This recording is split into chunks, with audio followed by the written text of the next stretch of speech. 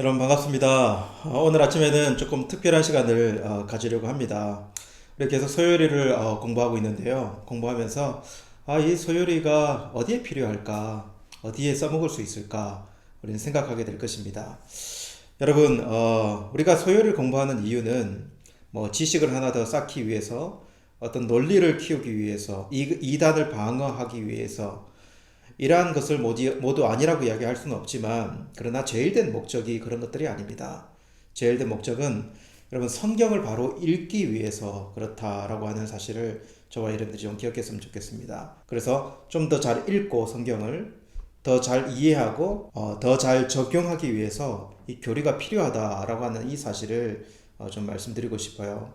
여러분, 이 성경 묵상 작업은 제가 수없이 하고 있는 일이 아닙니까? 그죠? 저는 목사이기 때문에 이 성경 묵상 작업을 수없이 하고 있는데, 그렇기 때문에 조금 더 설득력 있게 여러분들에게 좀 설명드릴 수 있지 않을까라는 생각이 들어요.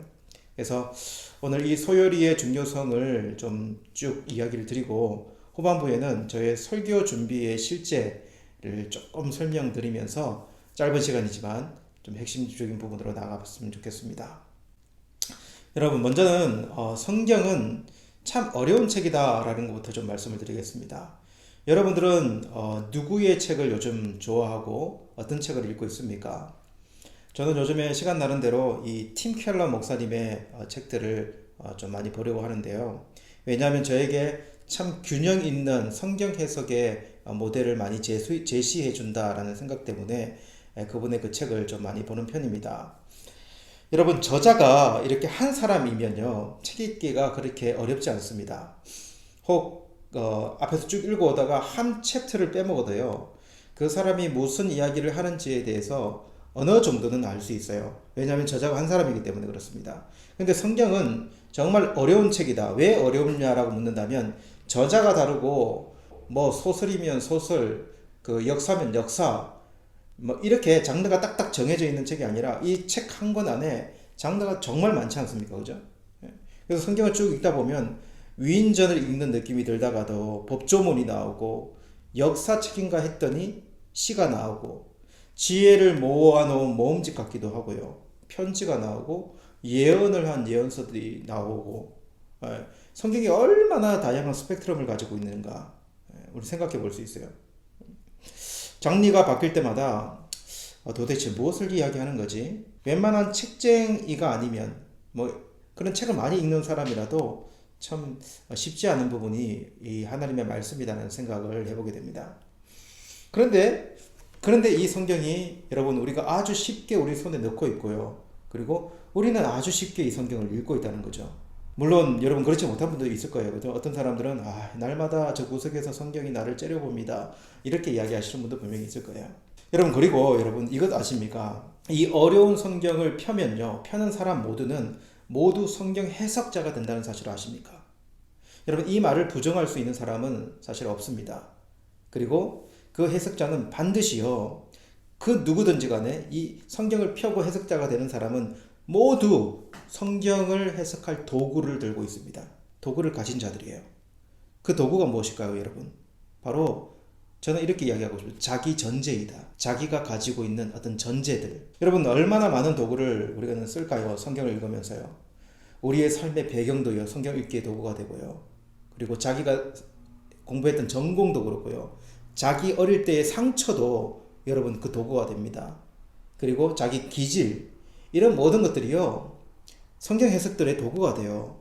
여러분, 사실 사람들이 그거 잘 모르거든요. 그래서 여러분, 어떤 한 본문을 딱 읽고 열 명이 한 본문을 읽었다면 10명이 하는 이야기가 다 틀리고, 어떤 면에서는 그들이 하는 해석 자체도 많이 틀릴 수도 있어요.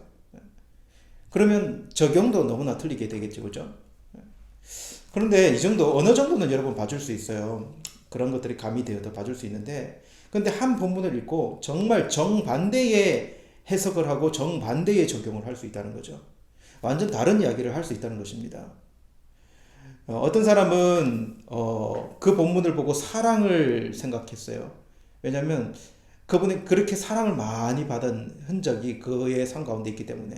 그래서 긍휼, 자비, 그렇게 해석되어지는 본문이라고 이야기합니다. 어떤 사람은 그 본문을 보면서도 그렇게 해석하지 않아요. 이 본문에서 정의감을 찾아내요.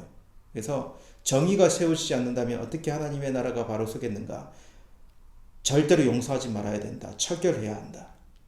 이렇게 완전히 상반된 적용이 되어질 수 있다는 거죠. 해석과 적용이 될 수 있다는 것입니다. 그래서 여러분, 우리가 성경을 읽을 때, 성경을 묵상할 때 반드시 있어야 할 그 방법과 도구가 있어야 된다.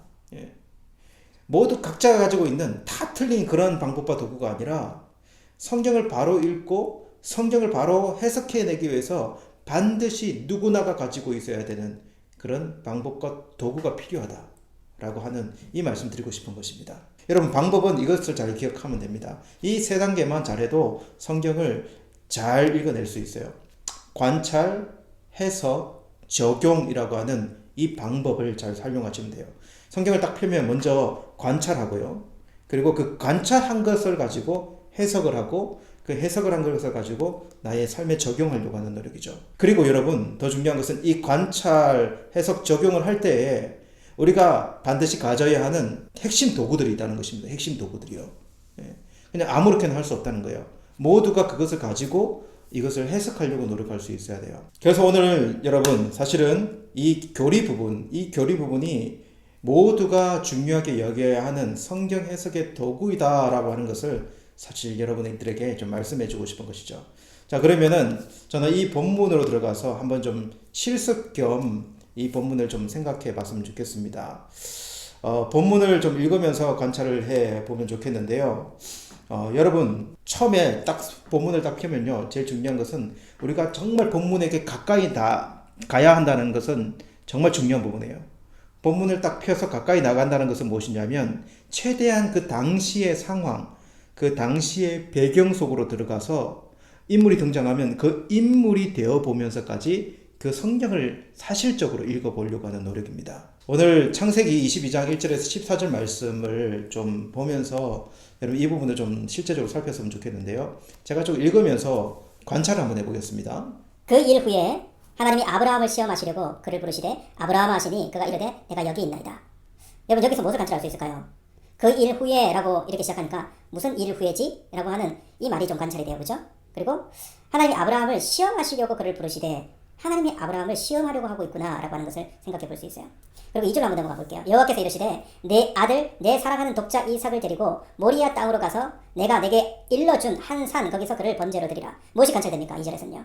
여호와께서 이렇게 말씀하셨네. 내 아들 내 사랑하는 독자. 그냥 이삭을 이렇게 이야기하지 않고 너희 아들 있지, 너희의 사랑하는 독자 있지, 그 독자 이삭을 데리고 이렇게 이야기합니다. 그리고 모리아 땅으로 가서 라고 하니까 관찰. 모리아 땅이 어디지? 모리아 땅이 어디지? 지금 아브라함은 브엘세바라고 하는 곳에 있는데 모리아 땅은 어느 정도의 거리이지? 우리는 생각해 볼 수 있겠죠, 그죠? 그리고 내가 내게 일러준 한 산이니까 전제가 있어요. 아브라함도 알고 하나님도 아는 산이에요. 하나님이 특정 지어서 이 브엘세바 주변에도 산이 참 많이 있을 거 아닙니까, 그죠? 근데 그 산들이 아니에요. 하나님이 아브라함에게 일러준 그 특정 지은 그 산에 가서 번제로 드리라 라고 이야기합니다. 번제가 어떤 제사죠? 관찰해보세요. 번제가 어떤 제사인가? 불에 태워서 드리는 제사거든요. 엄청난 일이 벌어지게 되는 거죠, 그죠?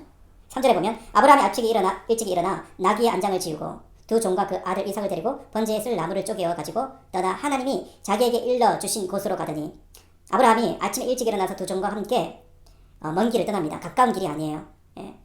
나중에 뒤에 보면 알겠지만 사흘이나 가야 되는 곳입니다. 상당히 멀리 떨어져 있는 산입니다. 왜 그 산까지 하나님께서 보내실까? 이런 관찰, 이런 의문의 품을 볼 수 있어요. 4절에 보면 제3일에 아브라함이 눈을 들어 그곳을 멀리 바라본지라 3일 동안 가서 그 산 앞에 섰다는 것입니다. 그렇죠? 멀리 바라봤어요.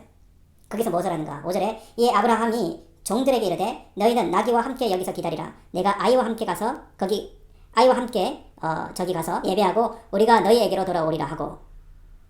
그리고 6절에 아브라함이 이에 번제나무를 가져다가 그의 아들 이삭에게 지우고 자기는 불과 칼을 손에 들고 두 사람이 동행하더니 이삭이 그 아버지 아브라함에게 말하되 이르되 내 아버지여 하니 그가 이르되 내 아들아 내가 여기 있노라. 이삭이 이르되 불과 나무는 여기 있거니와 번제할 어린 양은 어디에 있나이까. 당연히 질문을 하겠죠, 이삭이요, 그죠? 예. 해야 될 질문을 하고 있습니다. 근데 참 늦게 한 것 같아요, 질문을요. 불과 칼은 아브라함이 손에 들고 있고, 그리고 번제나무 이삭에게 무거운 것을 이삭에 딱 지웠는데 이게 나무를 지었다는 것을 여러분 너무 심하게 생각하지 마세요. 이삭 나이가 궁금합니다. 근데 이삭 나이는요 17세 이상이라고 이야기해요. 이 당시의 나이가요. 그러니까 나무 질만한 그 정도의 건장한 나이라고 생각하시면 돼요. 예. 이렇게 관찰이 될 수 있겠죠, 그죠? 예. 궁금한 거죠, 그죠? 재산은 거의 다 번제할 불, 뭐 칼, 뭐 다 준비된 것 같은데 재물이 안 보입니다. 피를 내야 되는 재물이 안 보이는 거예요. 그래서 질문하는 거예요. 근데 8절에 아브라함이 이르되 내 아들아 번제할 어린 양은 하나님이 자기를 위하여 친히 준비하시리라 하고 두 사람이 함께 나가서 하나님이 그에게 일러주신 곳에 이른지라.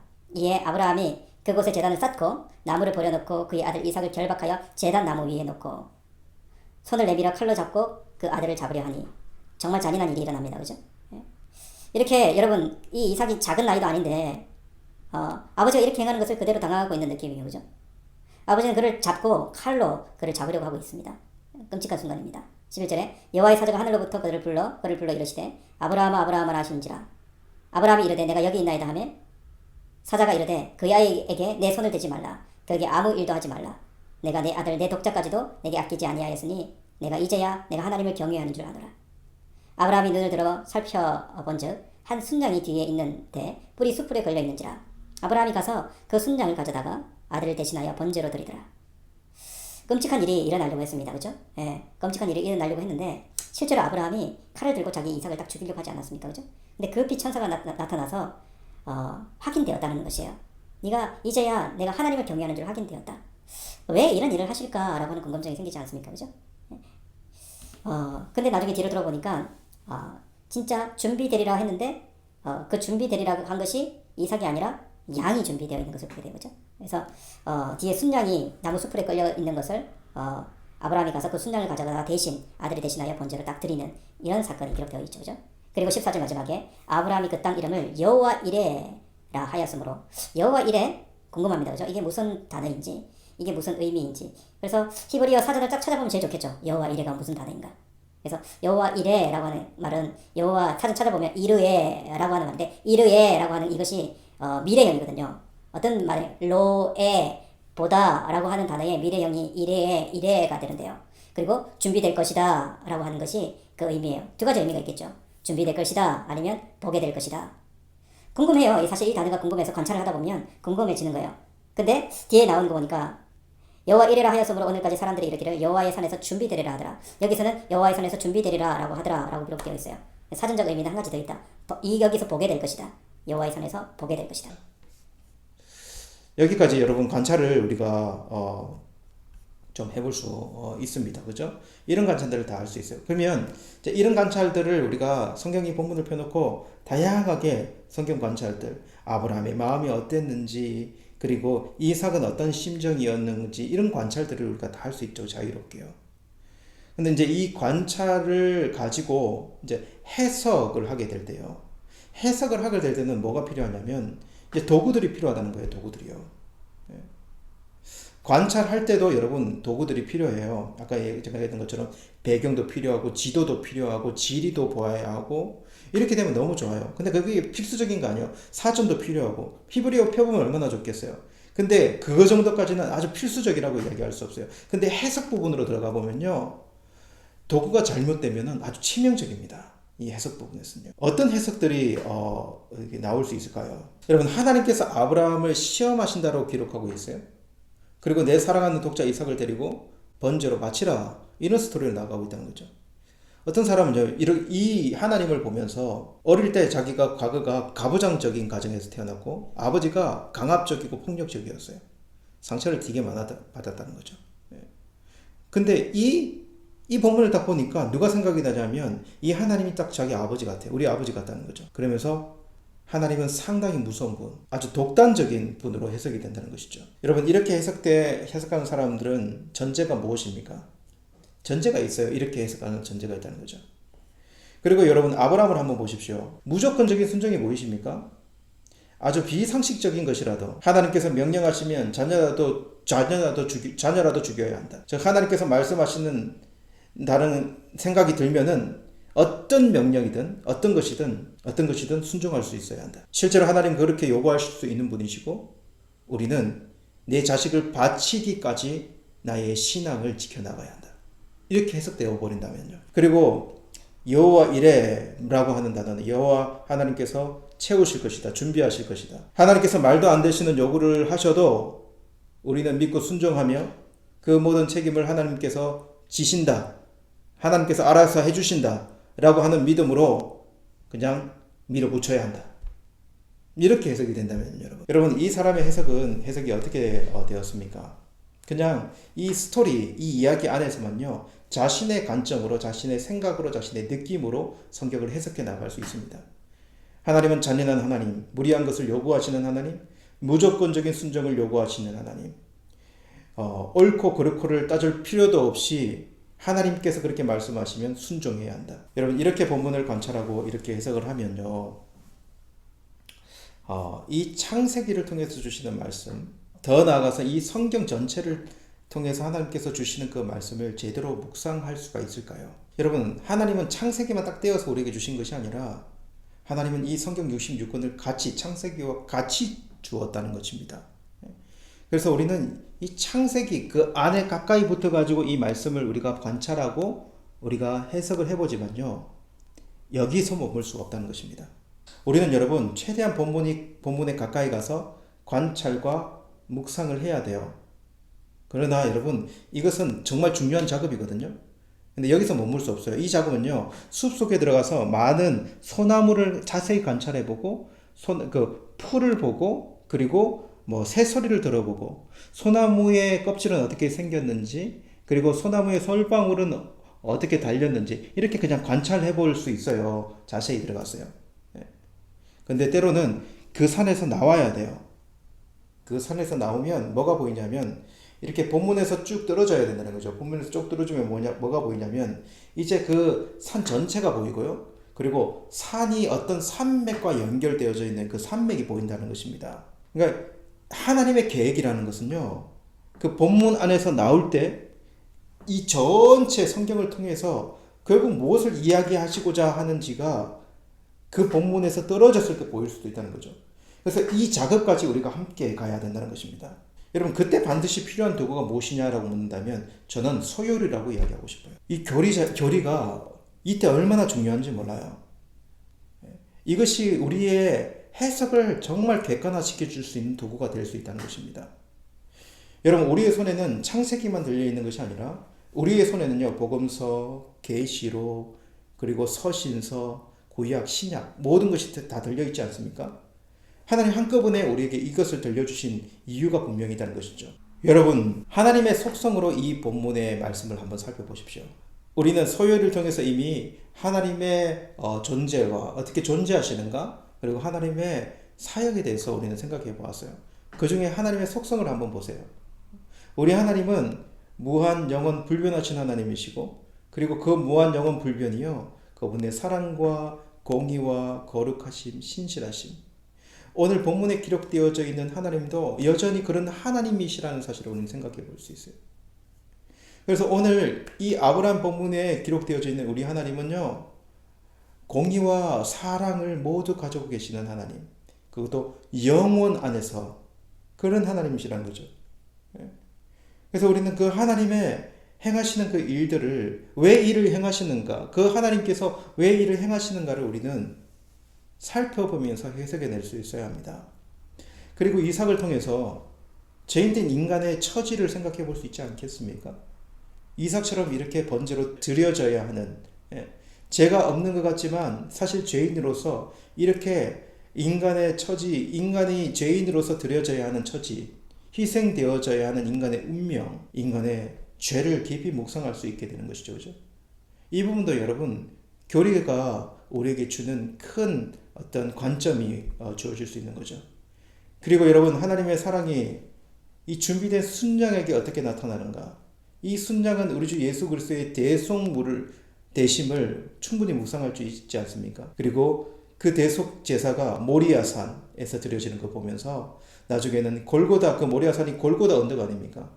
지리적으로는 모리아산이 골고다 언덕이 되는데 거기서 여호와의 일에 하나님께서 예수님을 준비하시고 보게 될 것이다. 이 모리아산에 보게 될 것이다.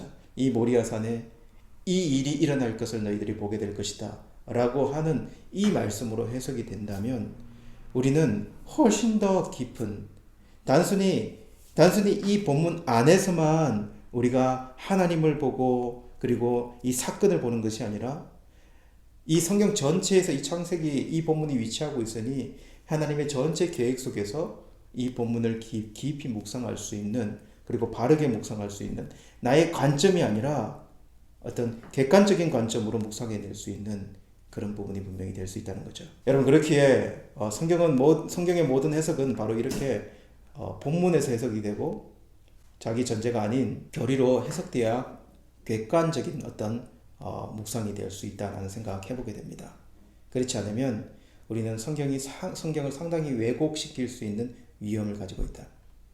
자기 상처, 자기 전공, 자기 잡다한 지식이 영향을 주지 않을 수 없다는 것을 여러분 생각했으면 좋겠어요.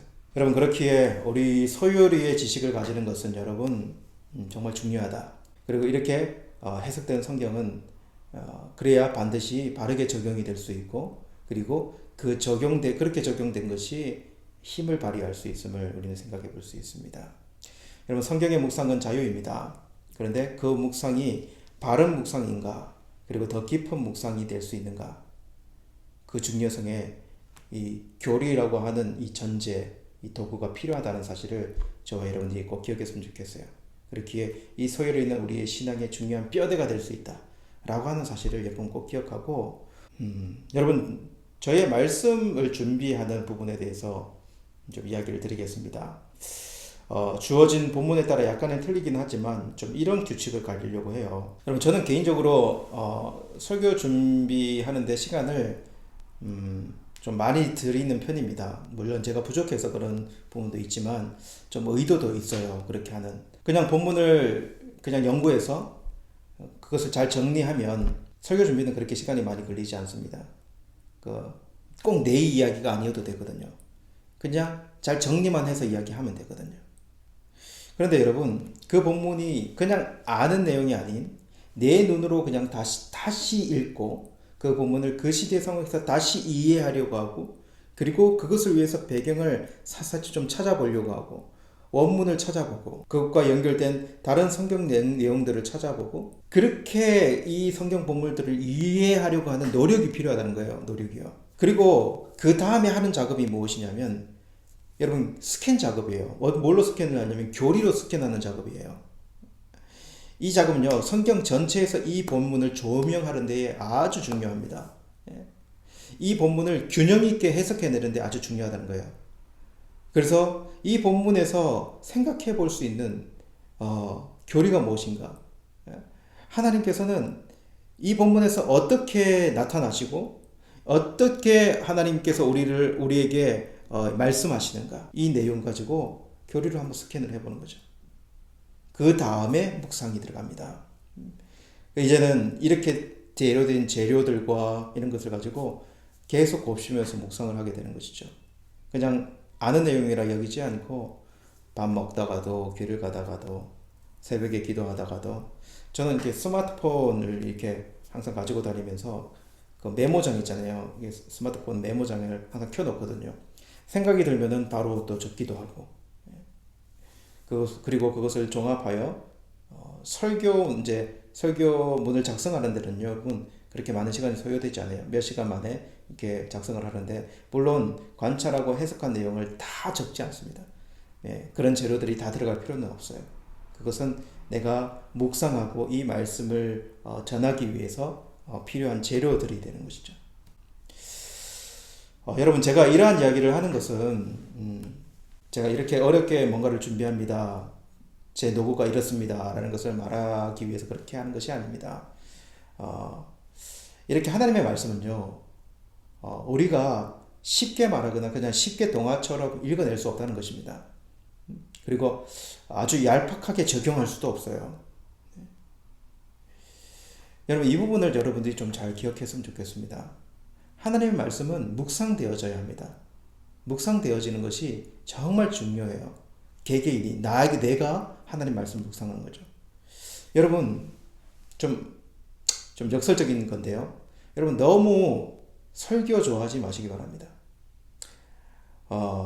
너무 유튜브 설교를 통해서 여러분의 마음을 달래려고 너무 그렇게 안 했으면 좋겠어요. 정도껏 했으면 좋겠어요. 여러분 목사의 설교보다 나의 성경 묵상을 더 좋아하시는 사람들이 되었으면 좋겠어요. 그리고 그러한 묵상의 능력을 키우는 자들이 되었으면 좋겠어요. 여러분 묵상을 좋아하는 사람이 되었으면 좋겠습니다. 여러분 쉽게 얻어진 은혜는요 쉽게 사라집니다. 쉽게 넣어진 바람은 쉽게 빠질 수 있다는 것입니다. 그러나 어렵게 내가 묵상해서 내가 얻은 하나님의 은혜는요 고스란히 나의 신앙의 뼈대 안에 남아있어요. 쉽게 사라지지 않는 법이죠. 여러분 우리는 소요리를 계속 묵상하고 있는데요. 결국 하고 싶은 말은 이 소요리가 우리의 묵상에 성경 해석과 묵상의 핵심적인 도구가 된다라는 것입니다. 그래서 여러분 꼭 다시 이 소요리를 시작할 때 한번 쭉 자기 말로 정리할 수 있는 적이 되었으면 좋겠어요. 그러기 위해서 좀 어려운 일환이지만 아침마다 묵상하는 소요리를 좀 부정하게 되고 언젠가는 우리가 신앙에도 통해야 될 작업을 그런 작업을 기쁨으로 좀 해나가는 작업을 간절히 원합니다. 우리 주님 말씀하시며 우리 찬양 드리면서 묵상하며 주님 말씀하시면 내가 나가리라. 주님 뜻이 아니면 내가 멈춰서리다.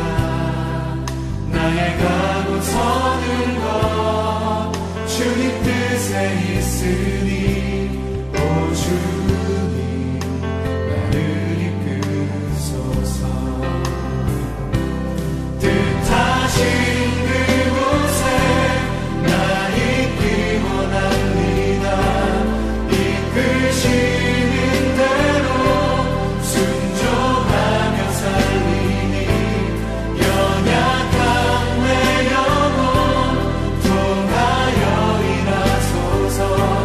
주님 나라와 그 뜻을 위하여 뜻하신 그곳에 나 있기 원합니다.